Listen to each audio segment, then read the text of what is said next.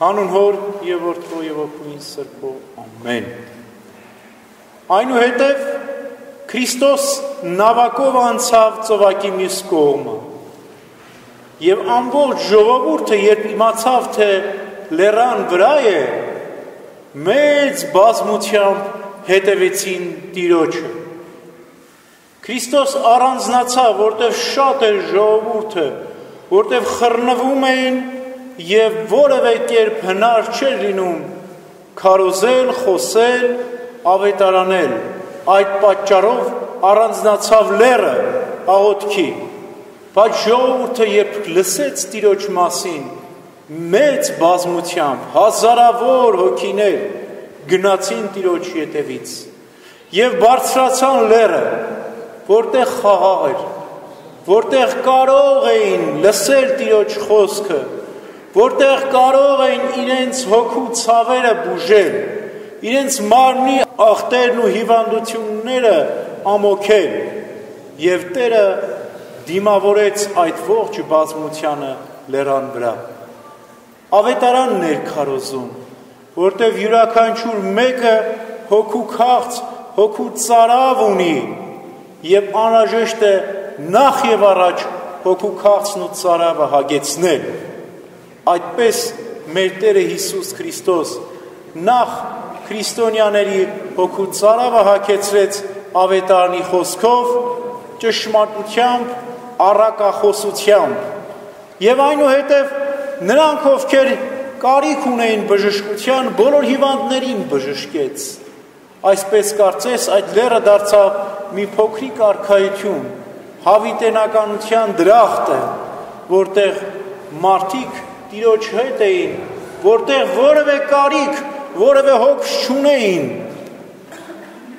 և սկսեցին քաղցել, որտեղ երկար ժամանակ ինքնամոռացության մեջ Տիրոջն են լսում, բժշկվել են ամեն տեսակի հոգևոր և մարմնավոր հիվանդություններից, ու այդ լեռը դարձավ մի փոքրիկ դրախտ, մի երկայնքի արքայություն, և աշակերտները մոտեցան ու Տիրոջն ասացին. այս ահռելի բազմությունը հազարավոր, կտրված բնակավայրերից,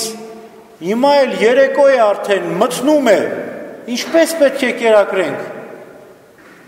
Քրիստոս ասաց. դուք տվեք նրանց ուտելու հաց։ Աշակերտներն ասացին. այս 5000 հոգուն մենք ոնց կերակրենք,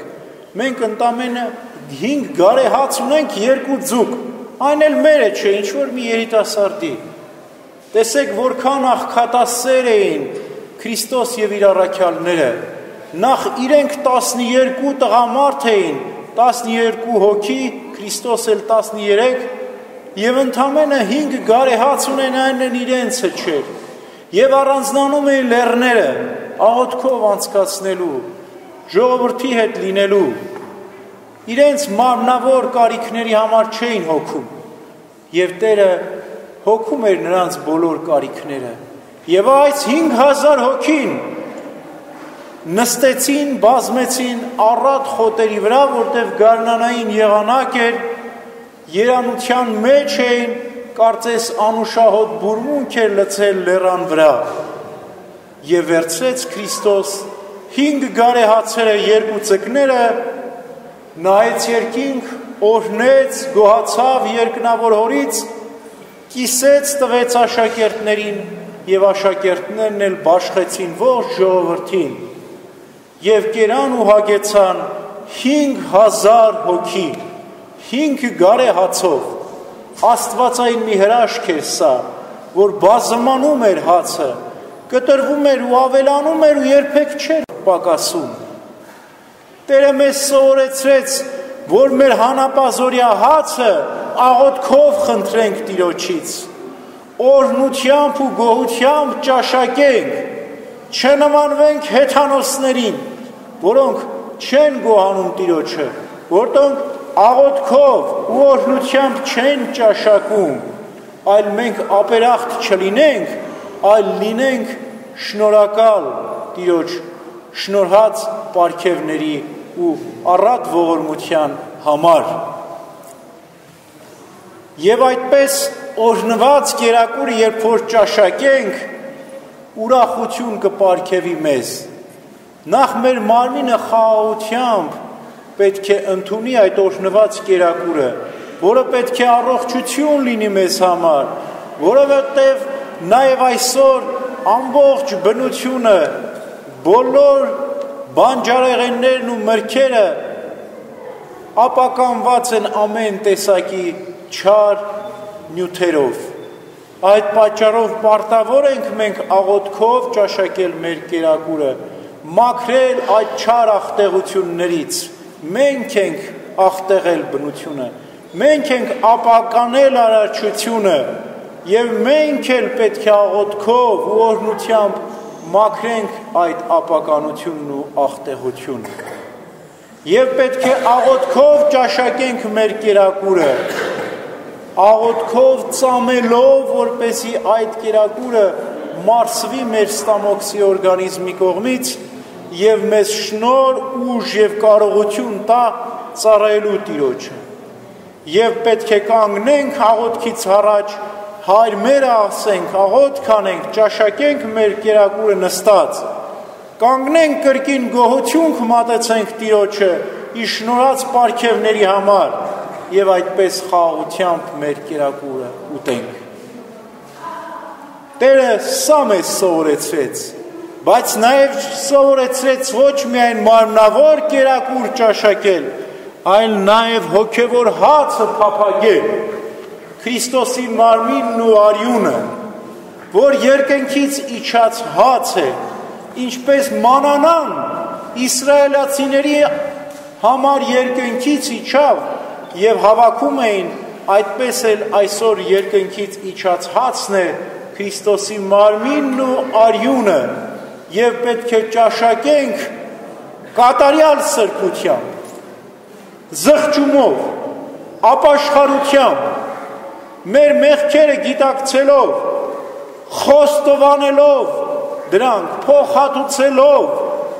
բոլոր մեր կատարած հանցանքների համար, ամեն տեսակի մեղքերից, չարուքներից, անօրենություններից մաքրված լինելով, հրաժարված լինելով, ապաշխարած լինելով, որտև ով մեղքերի մեջ է և մոտենում է սուրբ հաղորդության, ապա անարգում է Քրիստոսի մարմինն ու արյունը, և այս կերակուրը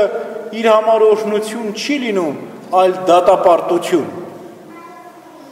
Ուրեմն Տերը մեզ պարտիրում է, որ ուտենք կենաց հացը և խմենք կենաց գինին, և այդպես մենք մեր մեջ կյանք կունենանք, ինչպես այսօր լեռան վրա հավաքված 5000 հոգին, ովքեր կերակրվեցին Տիրոջ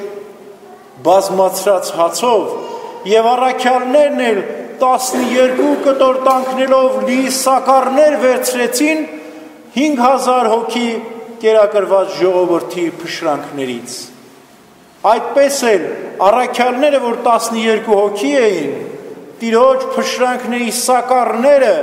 պետք է տանեն ամբողջ ժողովրդին։ Այսօր էլ Սուրբ Սեղանից ձեզ Տիրոջ սեղանի փշրանքներն են բաշխվում ձեզ, որպեսզի դուք էլ ճաշակեք սրբությամբ, եթե պատրաստ եք,